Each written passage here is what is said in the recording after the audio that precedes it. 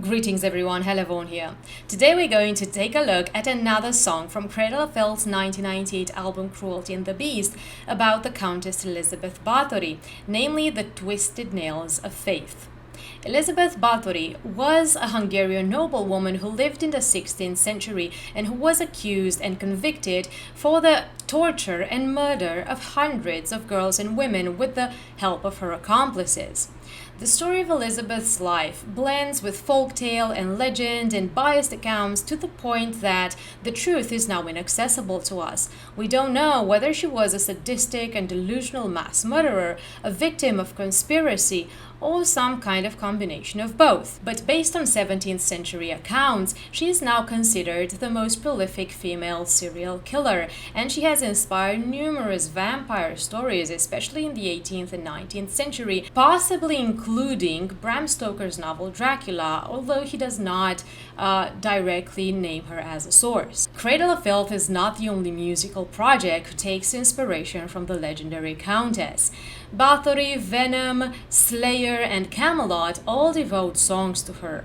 But in Cradle of Filth's 1998 album, Elizabeth is more than the sum of her legend. She is a character in her own right with a well-developed arc that shines through the chapters of this novella that is Cruelty and the Beast. In the previous song that I analyzed out of this album, Beneath the Howling Stars, we saw the first meeting between Elizabeth and her fiancé, the Black Count, and the beginning of their marriage.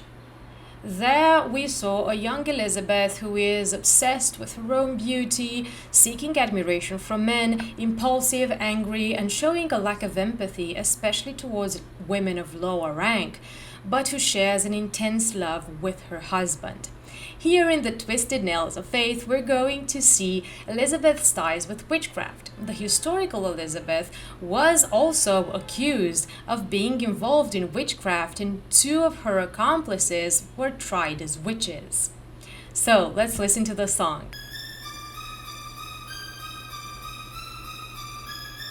Mirror, mirror on the wall, 'tis not great pleasures be my own, for if I shall see thy Grant me the witchcraft of thy tongue.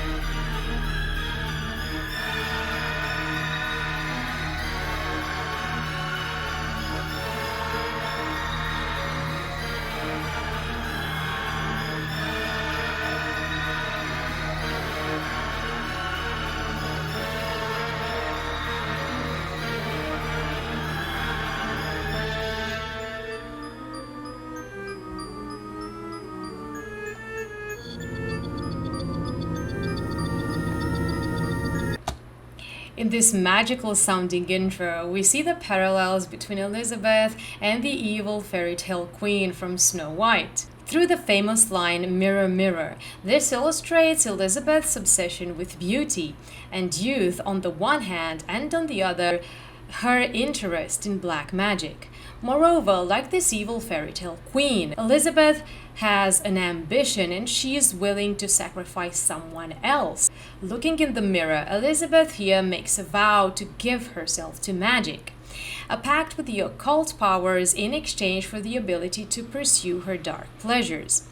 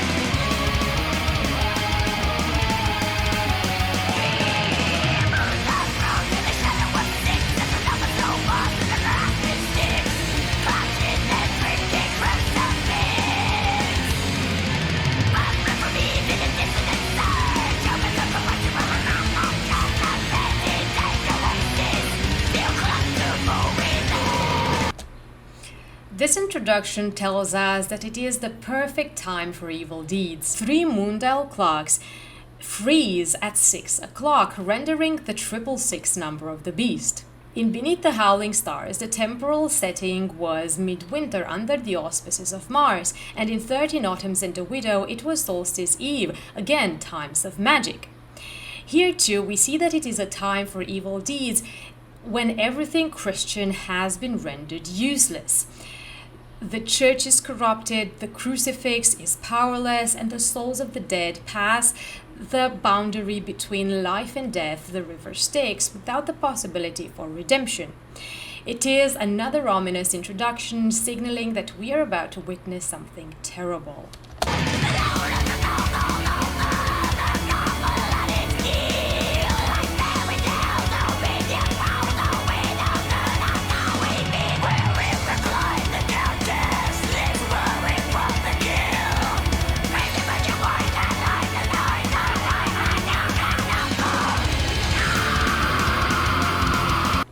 Elizabeth Bathory's castle is compared to an altar, which portrays it as a place for sacrifices and mysticism, and it is alone on the snowy peaks like a widow, which foreshadows the fate of its mistress. Elizabeth Bathory herself, in this iconic image, is shown resting after she has killed virgins and bathed in their blood, a practice which she believes can restore her youth, satisfied after a deed done well. In this representative depiction, also shown in the album cover, she is compared with the night, alive and young and unfulfilled, describing her renewed energy, her restlessness, and her ambition.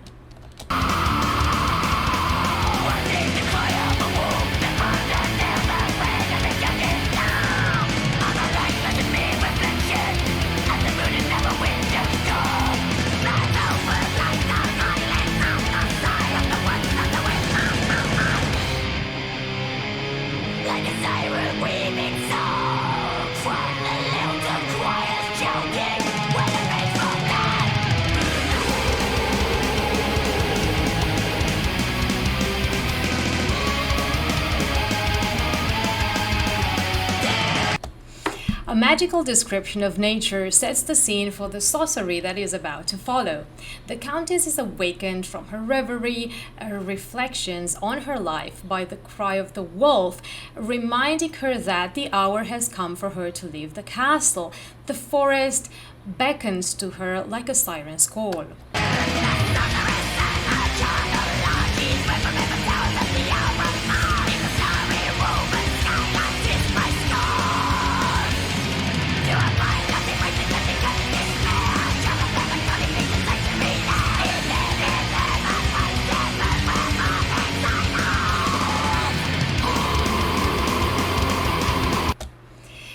In the song 13 Autumns and a Widow, we see Elizabeth struggling with her Christian faith. She is torn between the desires which she knows to be sinful and the corruption of the church which prevents her from following it. Her struggle concludes when she gives up Christianity completely and instead she turns to witchcraft, and she comes back after having learned black magic from a witch in the forest, which is a sort of a rebirth for Elizabeth. In this song, we learn that Elizabeth is still visiting the sorceress somewhere in the clearing in the woods, decorated with dark statues.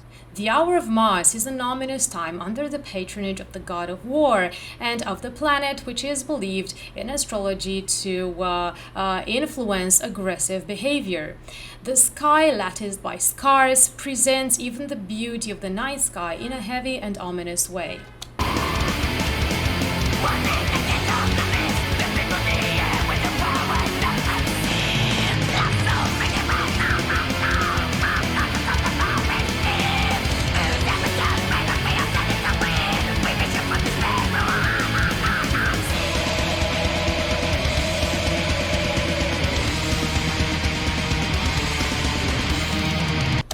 The mist, like absinthe, adds to this mystical, trance-inducing environment.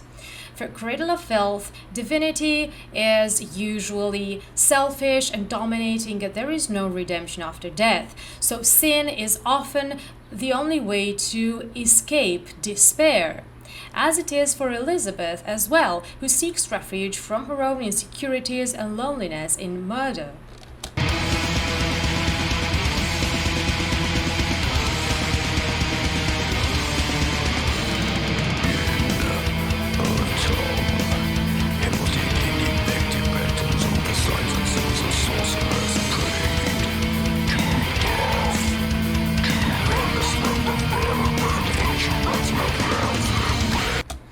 Cradle of Filth has numerous representations of witchcraft in the lyrics, and most of them are positive, with the witch being a misunderstood outcast of society. But here, because Elizabeth's story is rooted in 17th century accounts, witchcraft is everything the early modern Imaginarium thought it is. It is everything defiling and transgressive. It is the place for everything sordid. But of course, for Cradle of Filth, as for extreme metal in general, defilement and transgression are something good. So of course, the imagery here is pretty playful. Even the language in which the sorceress speaks is filthy, and we'll see more representations of defilement very soon. The purpose of the ritual is that the slender veil that separates the world of men to hell is lifted so that some ancient entities can be summoned.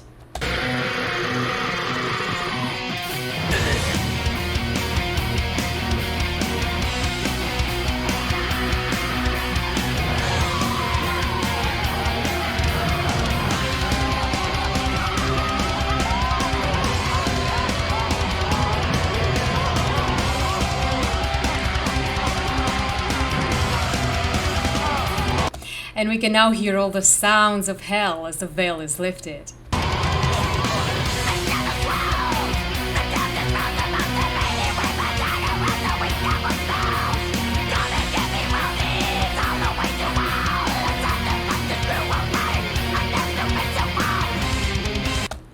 Throughout history, the figure of the witch has been conflated with everything transgressive related to femininity, everything that can be demonized in a woman.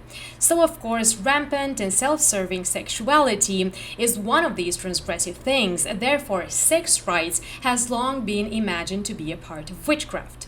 So while the witch is reciting her spells, Elizabeth is masturbating with her dagger. The heavy roses between her legs are of course drops of blood drawn out by this act with the hilt of her dagger. This hurtful act is of course meant to be self-sacrifice, a blood offering, showing a sign of goodwill to the ancient entity that they are trying to summon. The blood between her legs may also suggest that Elizabeth is menstruating. It wouldn't be the first time when menstruation is shown in Cradle of Filth's lyrics to represent mysticism. We also saw it in the song 13 Autumns and the Widow, also in relation to Elizabeth, where menstruation is described as, a quote, stigmata wept between her legs. So parallel with the wounds of Jesus, again as a symbol for ritual sacrifice and the reward of life. Either way, Elizabeth's blood paves the way to hell. The ritual works, the sky is torn asunder, and two worlds collide, the world of humans and hell itself. In general, with Cradle of Filth, we see not only the beautiful, the pure and delicate femininity which was praised in romantic literature, from which Cradle of Filth draws inspiration, but also the more gritty details often overlooked. Menstruation, masturbation, pregnancy and abortion, as well as destructive eroticism, all of which are cast in a light of mysticism.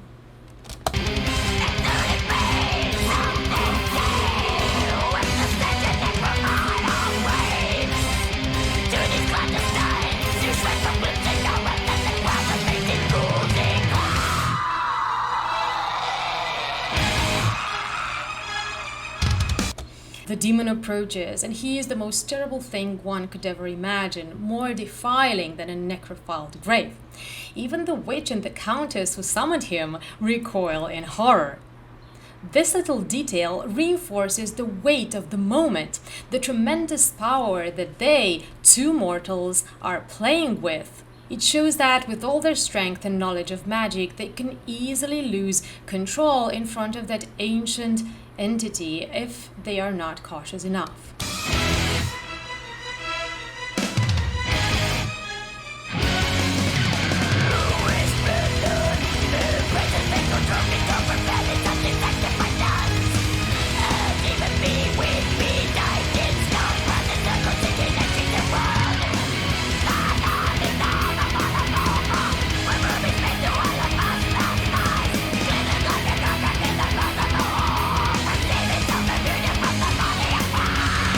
The demon is attracted by Elizabeth's vaginal blood, the rubies on her white skin. We see here other elements of the witch's ritual, including pendants with fetuses aborted by nuns who had gone astray, in which the demon's reflection shines as he approaches. The ideas that witches use parts of babies in their rituals, such as the umbilical cord or the cowl, comes from antiquity and culminates in the 1487 anti-witchcraft treatise Maleus Maleficarum, where midwives and other female healers are said to be at risk of being witches because they had access to these natal trophies believed to hold great magical properties. This was perhaps a way to demonize abortion and those who practiced it. The blood compared to the contract of a whore is not a random comparison, since what Elizabeth is trying to accomplish here is a pact with a demon, a Faustian contract signed in blood. Blood is what thou craves, foul fiend. I will yield this witch to thee, if thou wouldst draw a veil for me of the lengthening scars of age and grief. We hear now Elizabeth's words in her own voice. Elizabeth knows that the demon is hungry for blood. He has been summoned into this world following a trail of blood like breadcrumbs, after all. So why sacrifice herself any longer? Elizabeth wonders when she can sacrifice someone else. So we see here Elizabeth is betraying her mentor in the occult who initiated her into the black arts.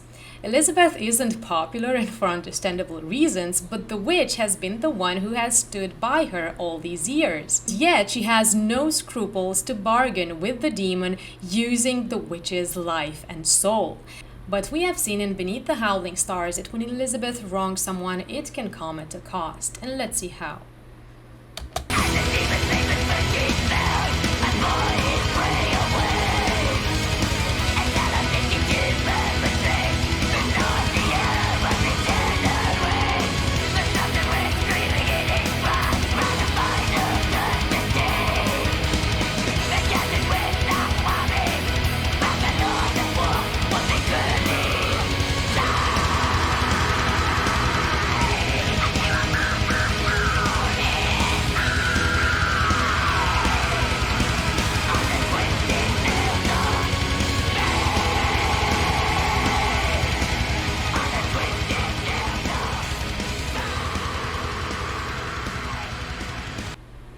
The witch is given to a most terrible fate.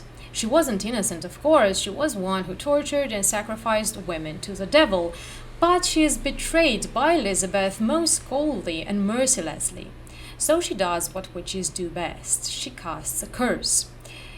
She tells Elizabeth that her husband, the Black Count, will die in the war against the Ottomans.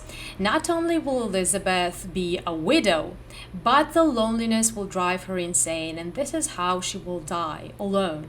Here we see Elizabeth's greatest fears: loss of beauty and loneliness. The beggar woman in Beneath the Howling Stars cursed her with the first, and now the witch curses her with the latter.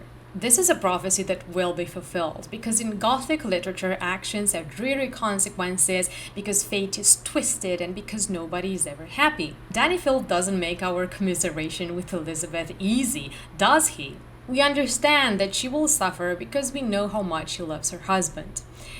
But just like in the incident with the beggar woman, the curse was drawn by Elizabeth's own selfish and callous actions. Perhaps she has gained prolonged youth and beauty, and she now has a demon who slavers vows to her, which means that he is sworn to her for what he's worth. But what is she going to do with all of these if she is alone, without the love of her life, and without a soul to be close to her? Elizabeth may be a villain, but with Cradle of Filth, we see her obsessions and motivations up close. And we will witness her suffering in Bathory Aria, which is the next song that we are going to analyze. So this was my analysis, everyone. Thank you so much for watching. If you like it, please consider subscribing to my channel and stay tuned for next time when we will analyze rock and metal lyrics.